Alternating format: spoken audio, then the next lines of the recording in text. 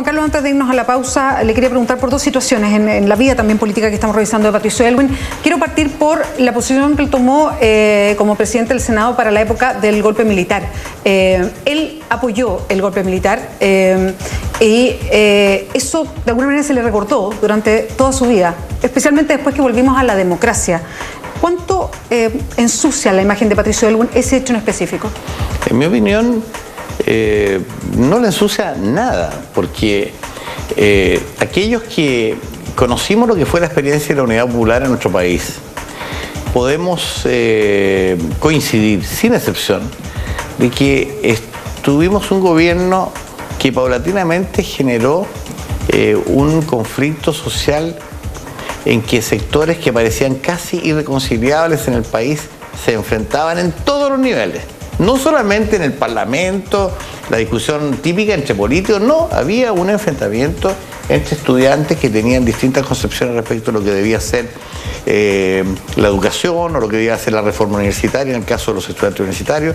Había una disputa incluso dentro del mundo de los trabajadores, también en el mundo campesino. Entonces, yo tengo la impresión de que podemos discutir respecto de si la salida que el país tenía en ese momento podía efectivamente ser un gran acuerdo nacional. Y yo diría que don Patricio siempre estuvo por la búsqueda de un gran acuerdo. Perdón, usted, Juan Carlos, en esa época era un hombre joven. ¿Usted estaba a favor en ese momento del golpe como parte de la democracia cristiana o en contra? Nosotros, la JDC, la Juventud Demócrata Cristiana Chilena, estuvo formal y públicamente en contra de cualquier intervención militar en Chile. De hecho, el 11 de septiembre, el día 10 de septiembre, y la oportunidad de recordarlo la agradezco, el 10 de septiembre de 1963 a las 6 de la tarde, en la sede de la Democracia Cristiana, en la misma sede en la que le vamos a rendir homenaje a don Pato mañana, en ese lugar hubo una concentración juvenil realmente multitudinaria. Y en esa oportunidad me correspondió a mí decir, como vicepresidente nacional de la Democracia Cristiana, el discurso que analizaba la situación en ese momento del país. Obviamente no sabíamos que el golpe venía el día siguiente, pero nosotros ese día, a través de un discurso que a mí me tocó pronunciar, señalamos taxativamente nuestra oposición a cualquier intervención de carácter armada en ese momento o intervención militar, obviamente. Entonces, y claro, y dentro de la incluso con ese antecedente, ¿usted tiene una mirada distinta a lo mejor con el tiempo de lo que pensaban otros demócratas cristianos? Porque efectivamente había posturas distintas, porque había gente que consideraba que ya no había una salida posible. Yo recuerdo el testimonio de Bernardo Leighton, nunca me he olvidado, porque don Bernardo siempre nos decía a nosotros, a los más jóvenes, decía, el día que haya un golpe yo me voy a ir a La Moneda y voy a estar ahí con el presidente de la República, en este caso con Salvador Allende. Y él lo decía a partir de sus convicciones profundamente democráticas y a una vida de compromiso en esa línea absolutamente permanente.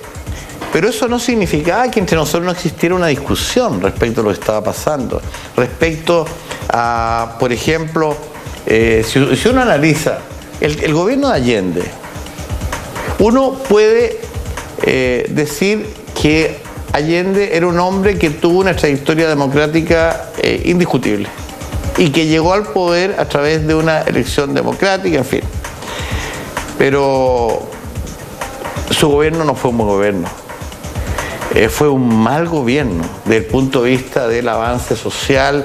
No se logró lo que él planteó. El último gobierno que realmente consolidó un desarrollo social, económico en nuestro país, antes del golpe, fue el gobierno de Frei Montalva. Y eso hoy día es un hecho histórico, indiscutible. Juan Carlos, lo quiero llevar después a la otra pregunta. Y tiene que ver con algo que comenzamos incluso un poquito antes de irnos a comerciales y que lo recordaba Andrés Saldívar hoy día, y que tiene que ver con la fórmula de gobierno de Patricio Aylwin al recuperar la democracia y entender que su gobierno era de transición, que tenían que cumplirse una serie de metas para darle institucionalidad a esta democracia recobrada, hacerlo distinto a lo que pasaba en dictadura.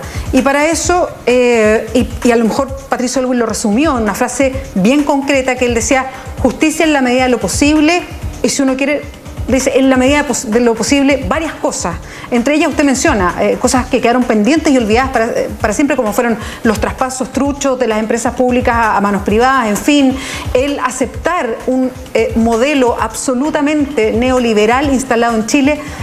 ¿Cuánto de eso era lo único que se podía hacer, a su juicio, en ese gobierno de Patricio Aylwin, o si hubo temor de enfrentarse de una manera distinta a quienes habían tenido el poder en dictadura?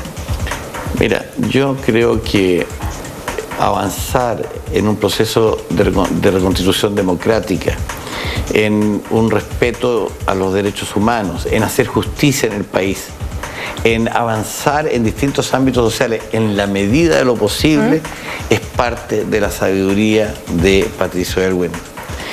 Muchos jóvenes hoy día, incluso hijos míos, nos ven como que fue una época de transacciones. ¿Pero no fue una época de transacciones? Pero una época en que la transacción era el medio para poder garantizar un país que pudiera salir adelante después de una etapa negra, en que las personas no estaban dispuestas a respetarse entre ellas, en que había persecución, que hubo torturas, que hubo muerte, que la gente no se atrevía a decir lo que pensaba, porque hoy día la gente no se olvida muchas veces de eso, y sobre todo la gente más joven que no tuvo la oportunidad de conocer lo que fue ese tiempo, a veces no se da cuenta que el régimen de Pinochet fue brutal en su expresión respecto al respeto a los derechos de las personas, en todos los ámbitos. Yo podría latearte hablando de eso, ¿ya? Pero lo que no cabe ninguna duda es que una vez que se inicia el régimen democrático, es necesario darse cuenta que hay muchos chilenos que participaron en situaciones bastante oscuras, tanto desde el punto de vista económico, desde el punto de vista del ejercicio de su poder, o incluso en materia de derechos humanos, y que son parte también de nuestro país, y que es necesario ver cómo desarrollar una nueva posibilidad de construir juntos el futuro. Y entonces los conceptos de diálogo, de reconciliación, de unidad nacional.